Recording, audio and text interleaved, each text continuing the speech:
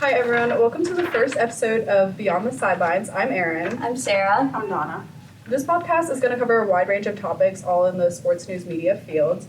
Today we're going to be talking about new media and the changing role of sports information, and we're going to have a few really special guests later on in the episode.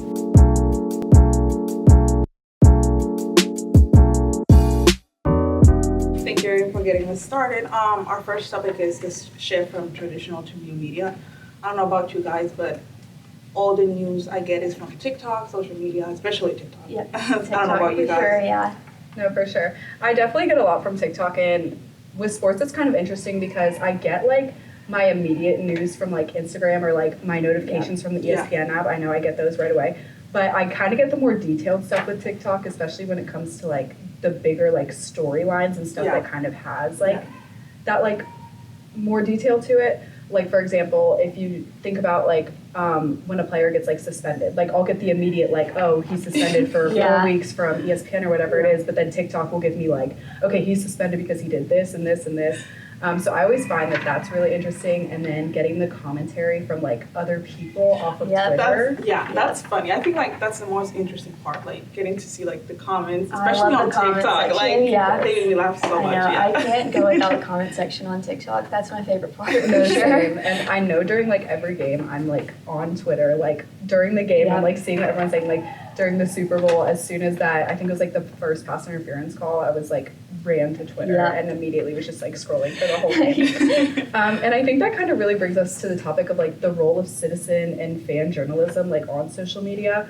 That's become a bigger thing nowadays, where I feel like fans are kind of taking their own like hold on situations and kind of doing some self-reporting, which I think is really interesting. What do y'all think about that?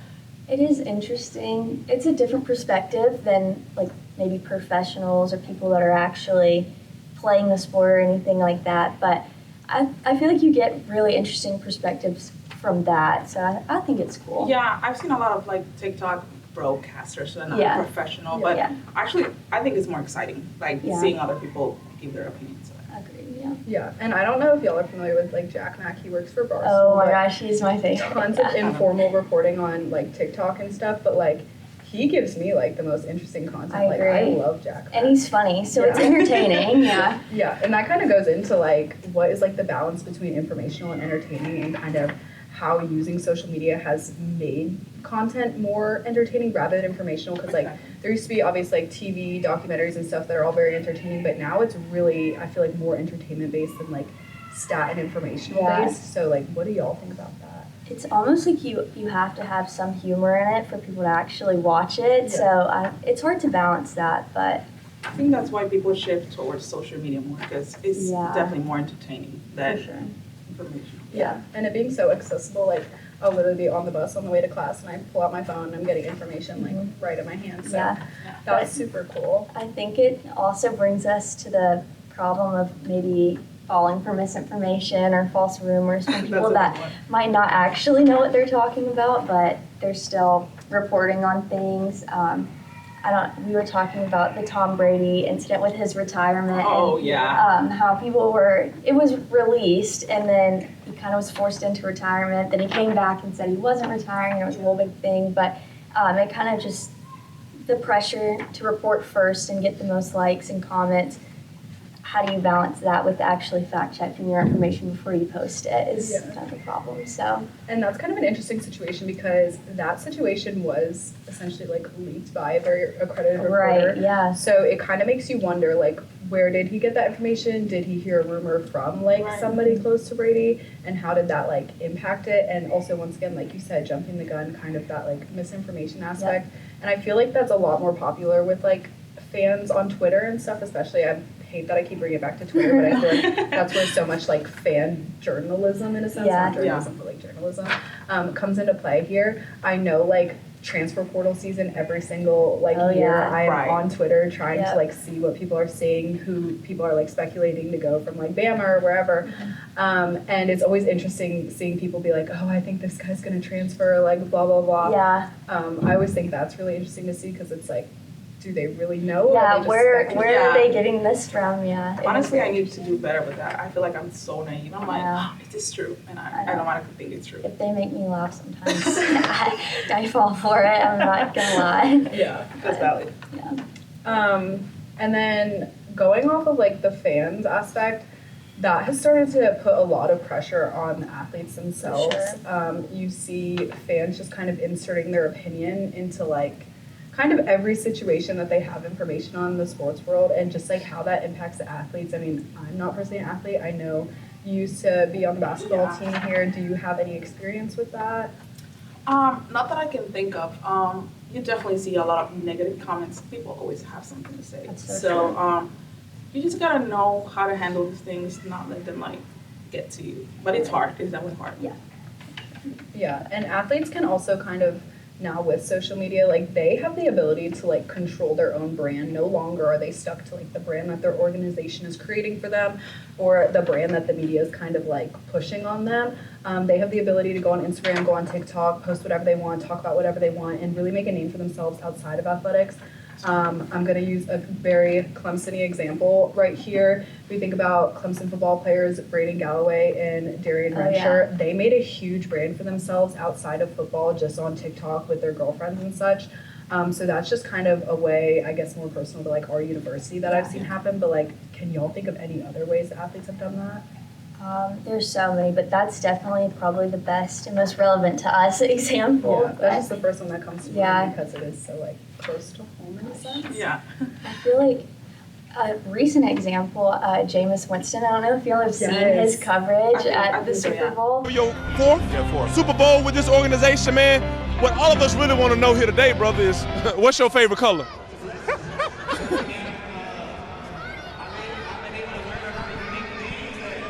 He's like my new favorite. I guess he's interviewing everybody, and he's like so funny. I love him. Yeah. And I love how he kind of, in a sense, it's interesting because I just talked about how like you can create your own brand, but Jameis Winston kind of like absorbs the brand that the Yeah. media creates for him. Like And I love that. Yeah. I really like that he does that. it's But super awesome to Yeah. see. And seeing like the athletes create their own brands is super cool. But there's also that role that the organizations still kind of play in like pushing out content, creating storylines and stuff like that. I know right now, or at least here at Clemson, we pretty much don't like release any, at least I don't think any like boring content on Instagram. Like if we're releasing a stat, it's like in a very creative graphic Yeah. made by one of our creative media members. To kind of keep it engaging to the eye. So even things that were once like boring, like stats or Yeah. maybe like, not that broken records are boring, but just something where it's like you can easily say like it's conveyed in a creative way through like video, photo, graphics and stuff like that. And I really think that just gives like organizations the ability to create different storylines and kind of honestly engage their fans more. What do y'all think about that? I think it's really interesting how they are able to keep it so exciting. And every time you see something, it's like, wow, that's really cool. Like somebody put in a lot of time to make it interesting. Yeah. When it really like, in another way, it might not be, but yeah. Exactly. And I feel like it's so important because if I'm not entertained, am I gonna watch it No, or exactly. am I gonna read it? So Yeah. I think it's important factor. Yeah, and off of that, not just on like social media, but on like stuff like YouTube and stuff or Clemson Plus. Don't know if y'all have checked out Yeah. anything on there. Obviously, Clemson has their own podcast. They have it for a bunch of different sports. They have Tiger Hour with Brad Brownell. Yeah. He brings a lot of basketball players on there. Obviously, Clemson football, two-way turns. So putting out that kind of content to kind of showcase player personalities and kind of honestly give the players a space to create their own brand for themselves outside of themselves as athletes. What do y'all? I think that's really cool that the university gives the athletes like a huge opportunity to do that and give them the resources that maybe they wouldn't otherwise have. I think that's really important and really like fosters those cool brands for these athletes. Yeah, and I also think it's important to let athletes just show themselves out of their sport. Yeah. Because sometimes people think their sport is everything for them. Yeah. And there's more outside Yeah. of it. Yeah, I agree. Yeah. And being kind of a retired athlete in a sense from our basketball team here, like how do you kind of manage to do that now that obviously you're not a part of the basketball team anymore? How do you, number one, incorporate sports into your life still, but also kind of go off of that like brand that you created for yourself outside of athletics while you still were an athlete here? Yeah, I mean, at first it was hard because getting into a routine when it's outside of like a routine, you know, it was the most difficult thing I had to do. But like now, I feel like I have everything set up. Now I feel like I know myself much better outside of basketball because I thought basketball was everything for me. I was like, basketball is life, basketball is everything. I have nothing else to do. But I'm discovering myself like things I like to do more, like go hiking, you know, spend more time with my dog, friends, you know, whatever, all those kind of things. So it's nice, honestly. Yeah, that's really cool to have, and I know your experiences are obviously probably pretty valuable to you and just life lessons and stuff that you learned in your sports. And I've seen some of the content that like Creative Solutions has put out for like the women's basketball team, and I think that they do a really good job of showcasing kind of stuff you guys do off the field, whether it's community service, what you guys are doing in the classroom and stuff. Do you feel like they did a good job of that? Yeah, no, honestly, we were involved in so many things, and it's great. Honestly, it's great. Yeah. Doing things outside of basketball, I think it's important. Yeah. On that note, I'd like to introduce our first guest, Mr. Do-It-All, Kyle Coulter. Kyle, why don't you say hi and introduce yourself a little further? Hello, everyone. Thank you so much for having me. My name is Kyle Coulter. I'm the Director of Creative Solutions for Clemson Athletics. And for those listening and watching, please pardon my voice. I am just getting over a cold. February is getting everyone around here. So my role's changed a little bit in the 4 years that I've been here, but my primary focus is high-end video content creation for Clemson football. That is what I specialize in. That's what I do best. I also am the voice of @ClemsonFB, so if you follow us on Instagram, Twitter, or Facebook, 9 times out of 10, that's me hitting publish on the posts. But then I also oversee other sports. I also oversee women's lacrosse and baseball and our vast student network. So every day is different. It's a wonderful, wonderful job that I'm very blessed to be able to do. And it's taken me to so many places across the country and opened me up to so many experiences and helped me grow so much in my time here. So that's the kind of the short answer of what I do, but I'm truly blessed to have purpose in my life and do what I love to do every day. First of all, just to thank you for being here again. What types of social media content typically get more engagement? It's a great question, and that has changed dramatically year over year since I've started in this industry. When I think I was in 2013 when I first started, my freshman year of college. So I've seen a lot of different forms of content kind of be that premier impression and engagement getter. Right now, we're really focused on Instagram Reels and Instagram in general because that's where, in large part, the recruits and the people that we're going after, our target audience, that's where they live. Now, for us, TikTok was huge in between probably 2019 and 2022, 23, and then the South Carolina banned publicly funded TikTok accounts, meaning if you have a organization that is publicly funded, like Clemson University is, you cannot have a TikTok account. Now it was tough for Clemson football because we had the most followers of any college sport account on TikTok. But that style is still present on Instagram with Instagram Reels. And the way the algorithm works is the only way to really expand your audience and to reach new people, which we're trying to do, is through one of two things. It's either you get picked up by the algorithm, that you utilize the tools and you kind of play the game that Instagram wants you to play. That's 30-second or under vertical video, typically shot on a cell phone, utilizing the tools that Instagram gives you. So that's trending audio, that's text, that's Instagram's version of duets and other things, the trends that they want you to utilize. That will help get your content out to more people immediately. Now, whether they engage with it and comment and share, that tells the algorithm, hey, people like this content, let's show it to more people. The other way is through shares. So I'm always constantly looking at the shares metric because that is a massive way that we gain following and gain a new audience. As if it's no different than retweeting on Twitter. An account is taking the content that you create and sharing it with somebody else that they care about because they care about the content. So that'll typically tell me if a piece of content is good or not, is by how many people does this elicit an emotional reaction from so strongly that they want to share it with somebody else instead of just like it or comment. But right now we're seeing the only way to really get big numbers is Instagram Reels, and that is short form, maybe max 15, 20 seconds, and honestly shot on a cell phone. We have these $7, $8, $9, $10,000 rigs sitting here that we take out, but there was a shot I got for Cade sledding down the hill. The Tiger.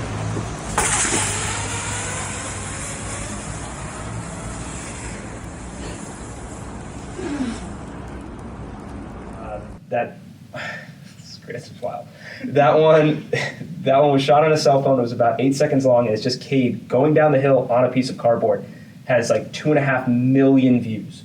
That's crazy. And that's something that you can't script. Yeah. You don't know it's coming, but you need to know enough about the platform that when you do receive that content, you know to act on it quickly and do so in the right way. So that was a long answer. That I know that was the first question, but that was great. You kind of answered my second question about like what was the process for planning a post content.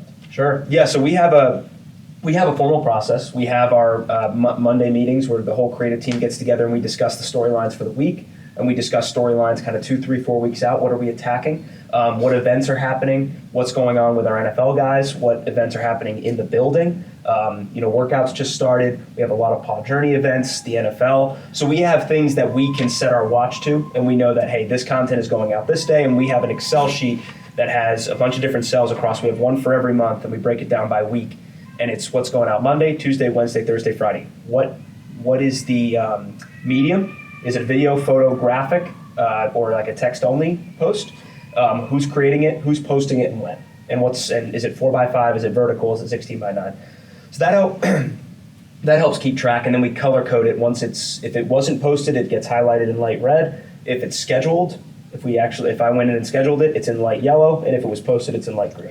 And that's a good way to look back over the last few months and say how we sometimes you get so lost and you're posting so much, you think back how much content did we post over the last few months, and now we have it all quantified. So it's really easy to if we're going to advocate for more resources or more money or more people, and say here's what we're producing. But there are sometimes like that Cade video, or like there are some times where I capture something when I'm just walking around the building with a camera, or there was a moment in workouts, I think it was like 2 weeks ago, where I just pulled out my cell phone and the guys were doing the step up competition where they were jumping up and jumping back down. Who could get back on the ground first?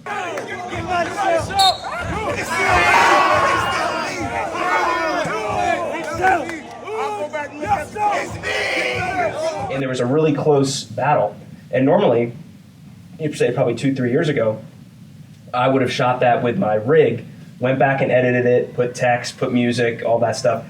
I got it with my cell phone, I posted it. That one is also up over 1 million views.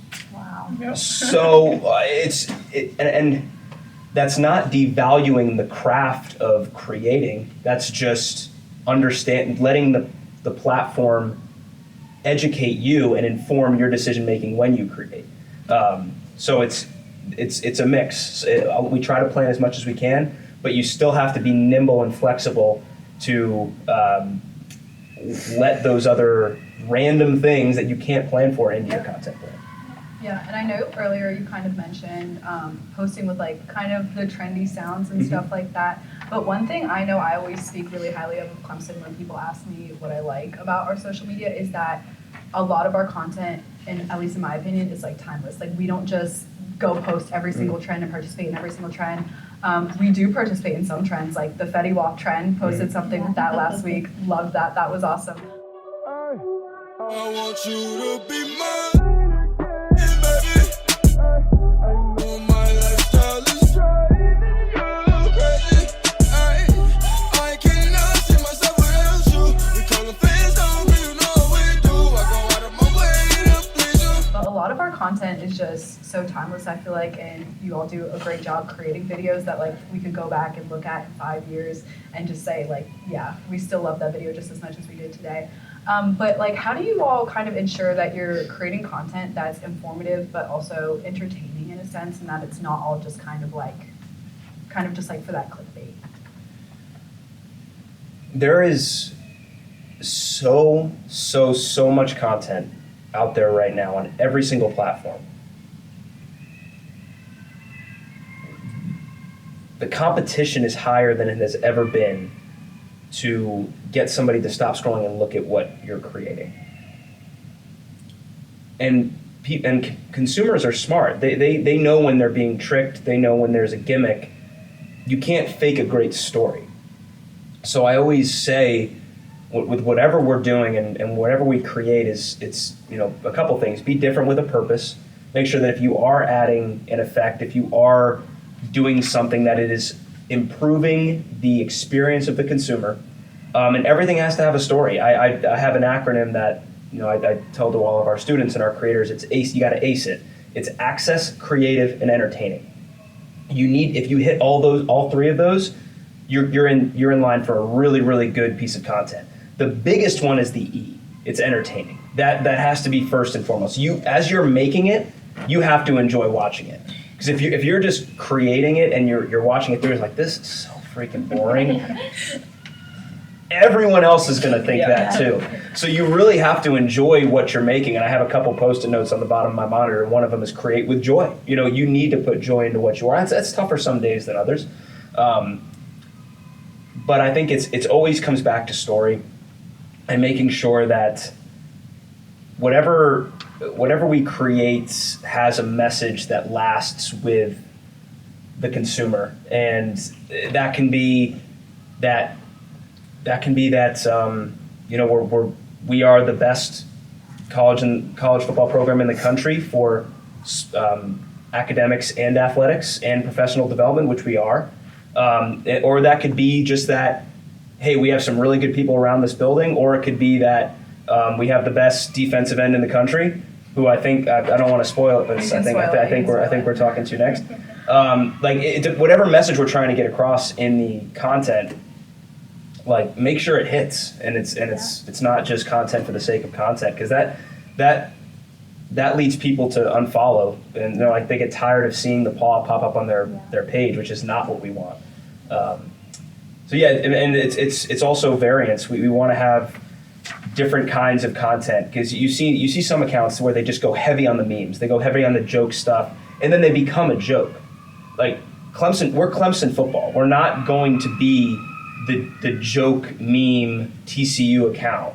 Like, we're going to be the premier college football program in the country. And yeah, sometimes that's making fun. Sometimes that's having fun. And it stems a lot from the voice of our head coach. Like, that's who we're channeling. And yeah, we have to sometimes step out and engage with 15, 16, 17, 18-year-olds in a way that he may not. But it's all knowing that we could show that to him and he'd be proud of it. Because he doesn't have social, so he doesn't see it. But that's our goal, is to make sure that his values and the messaging that he wants out about this program, we're doing so in a creative way. Yeah, and I know you mentioned a lot about the story. It's all about the story. But as an organization, and the person who creates a lot of the content and posts the content, you all have the ability to kind of create storylines or kind of kickstart storylines. I think it was a couple weeks ago, we talked about when the Eagles won the NFC Championship, the Jeremiah Trotter and Jeremiah Trotter Jr. kind of storyline. You had posted a comparison photo of when his dad had won to when he had won, and how it was 20 years ago, whatever. And then you said that after you had posted that, you had seen a lot of conversation online, kind of it was almost like we kind of kickstarted that conversation. So how does it kind of make you feel when you do kind of create those storylines for the media to talk about even further? It's great. I mean, that's one of our main goals as well. And I go back to that acronym. The A is access. We have better access than any other media outlet in the country. So we need to use that really well. We need to keep our eyes open. We need to talk to the guys. What's happening in your life? What's looking at improvement year over year, and listening to what they're talking about. Hey, we know that. Let's say, for example, that I'm trying to think of a good one that we've done in the past that we kind of just pulled out just from talking with the guys around the building. But let's just say, for example, that the wide receivers, they do this certain competition every Friday. Like, we're the only ones who know. Like, I was talking with Brian Westcoat about it, and like, hey, we're going to create a piece of content around that, and we have the access and the ability to. And because we went and were proactive and asked the question, we now can create a piece of content that is so unique to Clemson that no other outlet could create, because they're not here. So yeah, it feels great when you tell a positive storyline, like Will Shipley's house call, for example, like really leaning on the lacrosse aspect of it from a couple of years back, and then the Lacrosse Network picks it up, and it's a huge storyline around the Super Bowl as well. And I think a lot of that stemmed through how I chose to tell that story and Will's story. So that was great, and same thing with Jeremiah Trotter's house call as well, focusing on his dad. And I think that was one where, after the NFC Championship game, where it's just having an intimate knowledge of the program and knowing what storylines exist and just keeping your eyes open, because I wasn't necessarily trying to be the first one to break that story, and I don't even know if I did. That's just from my perspective what I saw. And I was like, that's because the NFL sends content out, and they sent me the photo of Jeremiah on the field. I was like, that's crazy. He's at the link. He's wearing 54. He just won the NFC Championship game. And I remember from the house call, I have a photo of him in his dad's arms 20 years ago. It's like, that's a really cool story. Let me put that out. And it didn't take a whole lot of time, just putting in Photoshop and then on Instagram putting some text and screenshotting a tweet. Took about 15 minutes, and then that one ended up getting 2.5 million views.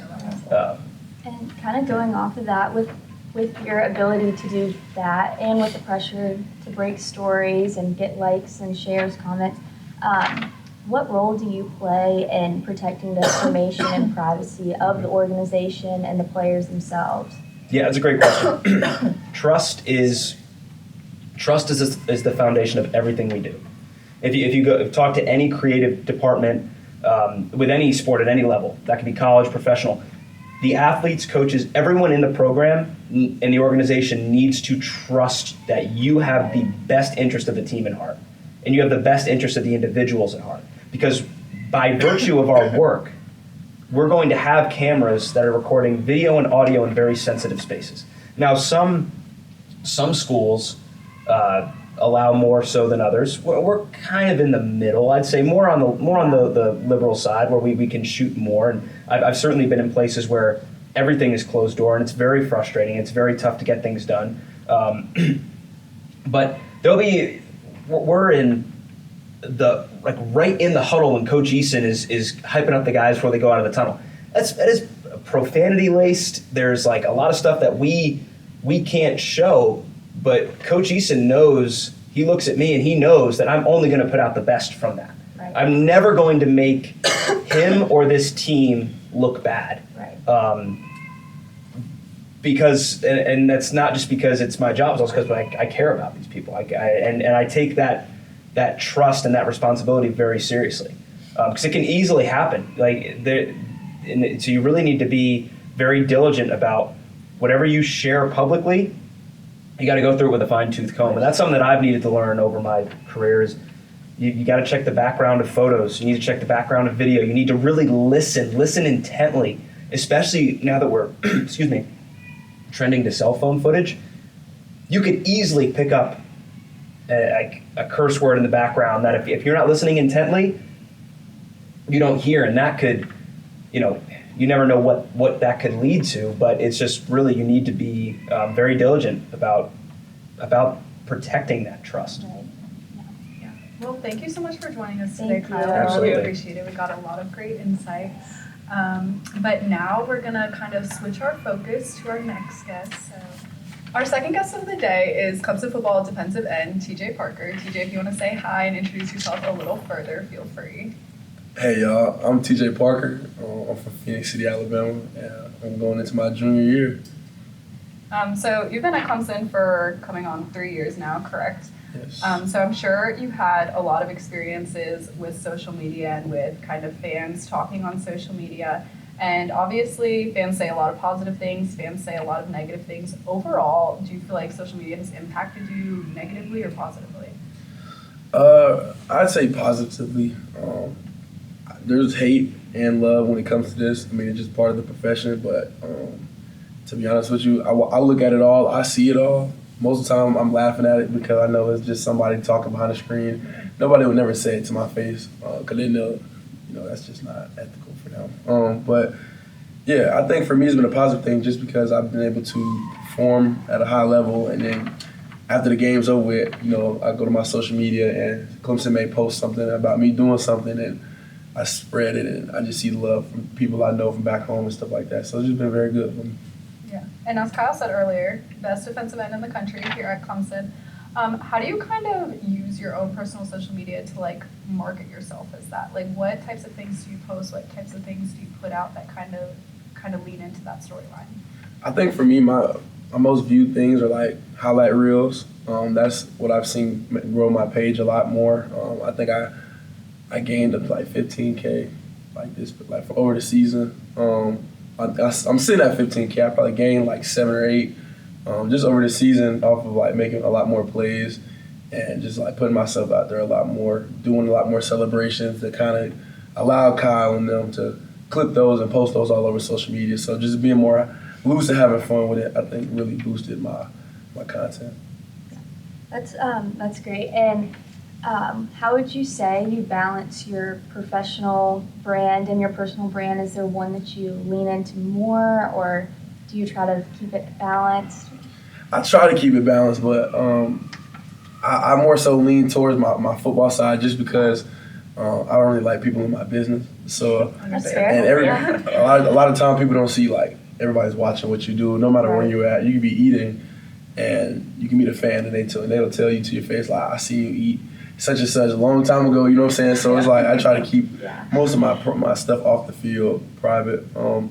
And lean toward my football stuff just because most people follow me because I play football, so I just kind of keep it to what they want to see. Yeah, that makes sense. Yeah, and going off of kind of stuff where you're fans or I've seen you blah blah blah. How many interactions have you had with fans where you've kind of been whoa, that's a little much? I know in class we've kind of made this mention of a parasocial relationship, which I'm not sure if you're familiar with that, but it's essentially when a fan feels they're personally connected with an athlete or celebrity just through the content that's posted or stuff like that. So have you had any interactions where you're whoa, this is a little too much, or where you can kind of tell that a fan feels that? Yeah, all the time. Unfortunately, no, it's a bad and a good thing. Some people they're nice about it. Some are kind of aggressive. It's usually when I'm in the store. Every time I go to Target, I get stopped. It's always Target. And it's usually I'm just doing something, or I may have my dog with me, and I hear a gasp behind me, and I already know. I'll turn around and it's somebody naming what I do, where I'm from, who's my family. Maybe at one point, this guy he started naming my childhood friends and certain things that I don't remember telling the social media, but I don't know how he figured it out. So, but it ranges. But for the most part, people are just kind of excited to kind of see me out in public and ask me certain questions how is Sweeney, how is such and such as a person, how are they, you know what I'm saying? So it's kind of really redundant, but yeah. And then with NIL, obviously, since you came to college, NIL was already around, obviously wasn't in the past before. But with any NIL deals that you have, do you kind of make it a point to only support brands that you actually have a personal connection to? I know there's always a lot of talk on TikTok and stuff about, oh, this influencer definitely doesn't actually use this product or whatever. How do you kind of manage what brands you're partnering with and then posting about on your social media? Yeah, for me, I wouldn't post anything that I wouldn't stand for. I just think that's fake and not authentic. Yeah. So my agent Todd Franz does a good job of figuring out what is me, and that's who they reach out to. And if other companies reach out to do things for me, they'll decline and be nah, he wasn't represent that. For instance, I wouldn't ever promote alcohol or any certain things, you know what I'm saying, certain things like tobacco products that some people do. It's something I wouldn't, post about all the time. So it kind of correlates to how I am as a person, and my agent and all my people behind me doing a good job of reaching out to certain companies or denying certain companies. Yeah, that's good. I think it's good that you stay true to yourself. And you mentioned like you gained like 7K followers. Is there any way you manage the negative comments? Do you get a lot of those, and does it get to you? Does it affect you? It doesn't affect me at all. It actually makes me play better, and I see them all. Like I said, they tell us to not look at all that, but sometimes you get curious and want to search your name up. Sometimes, especially when I'm doing good and bad. Like when I'm doing bad, I like to look at it because I like feedback. So if people saying, if it makes sense, I'll listen to it and things like that. But I definitely get trolled a lot in my comment section. I got a podcast coming out, but I was doing one during the season talking about how I'd hate to lose to South Carolina. We lost to South Carolina. My whole comment flood was 17-14, like this about you and you're this and you're that, and I thought it was funny because like it is what it is. It comes with the game, you know what I'm saying? So at the end of the day, you just got charged to the game and go about it. Yeah, and on kind of the other end of that, positive comments that you get and stuff, how do you like make sure that doesn't kind of go to your head? Because I know you kind of see with athletes sometimes, especially in the pros, like they get so many people hyping them up like so much during one season, the next season it's kind of like what happened. It's almost like they got lazy or gave up because like they finally had all that like to me. So like how do you manage not letting those like ultra positive comments get to your head? For me, I look at them as motivation. Like people put mock drafts and if this person will do that, you know what I'm saying? And I see them all the time. And it's like, for me, I want to make it happen in real life instead of just a post. You know what I'm saying? So it makes me want to work harder and harder. And also coming from a powerhouse high school, you got people all around you that's D1 and all this. So it's like, it kind of, even though you're important to certain people, but like it's at the same time, like there's a lot of other people doing it. So what do you have to do to separate yourself from the others? So it's always been like a work mentality. Like I appreciate seeing them, but all it does is really motivate me to keep going. Yeah, that's cool. And then just kind of a fun question really quick, like what's your favorite part about being like an athlete or like a student athlete? Like do you really enjoy getting to connect with fans? Do you just really just want to be here and play the game? Like what's your favorite part about all that? It's a lot. About especially here, I like when people come up to me and like they say how much they enjoy watching me play. Cause I know I enjoy seeing myself play, seeing my teammates play. So like just to hear from the fans say like they really enjoy it, or like even when like elder people come up to my parents in another state that's not South Carolina, come up to them like, man, we enjoy watching your son play the game. You know what I'm saying? So like really just hearing how happy I make people, whenever I'm out there doing what I love. So. That's awesome. Well, thank you so much for joining you. us. Thank you, guys. Thank you all for joining us for our first episode of Beyond the Sidelines, and be sure to tune in for our next episode, which is going to be on the new game day. We're going to have another very special guest, so be sure to tune in. Bye. Thank you. Thank you.